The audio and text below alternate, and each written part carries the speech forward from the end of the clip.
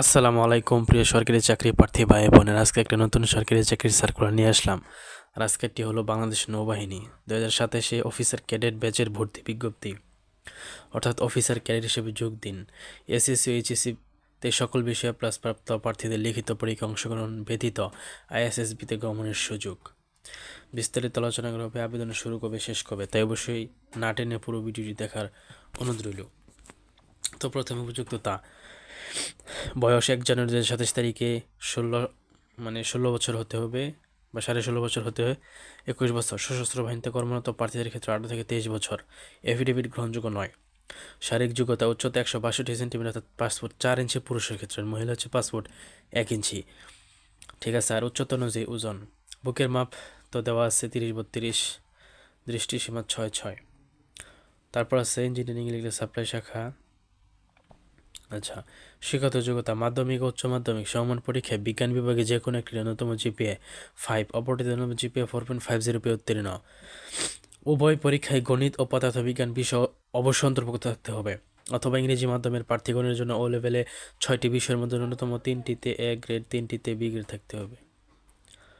তারপর আরও কিছু এখানে দেওয়া আছে, আপনারা একটু পড়ে নেবেন।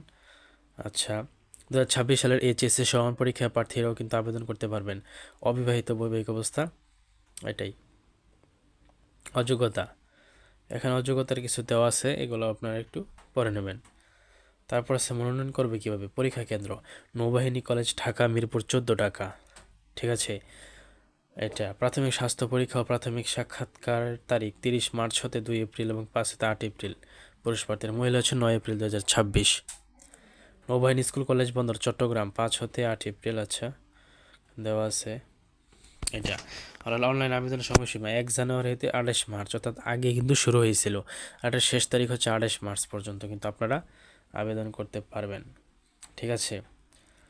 আচ্ছা, চূড়ান্ত স্বাস্থ্য পরীক্ষা হবে, তারপরে চূড়ান্ত মনোনয়ন পর্যদ, নেভাল একাডেমিতে যোগদান। হ্যাঁ, তাহলে প্রশিক্ষণ কমিশন সব দেওয়া আছে, একটু পড়ে নেবেন। বেতন ভাতা, অন্যান্য বিশেষত্ব আছে, একটু পড়ে নেবেন। এগুলো বললাম না আমি। অনলাইন আবেদন কীভাবে করবেন এটা কিন্তু বিস্তারিত এখানে দেওয়া আছে, আপনারা অবশ্যই একটু পড়ে নেবেন।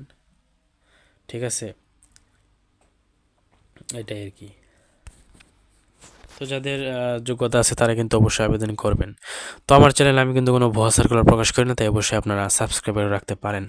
তো আজকের ভিডিও পর্যন্ত দেখা হচ্ছে নতুন কোনো সার্কুলার নিয়ে। ধন্যবাদ।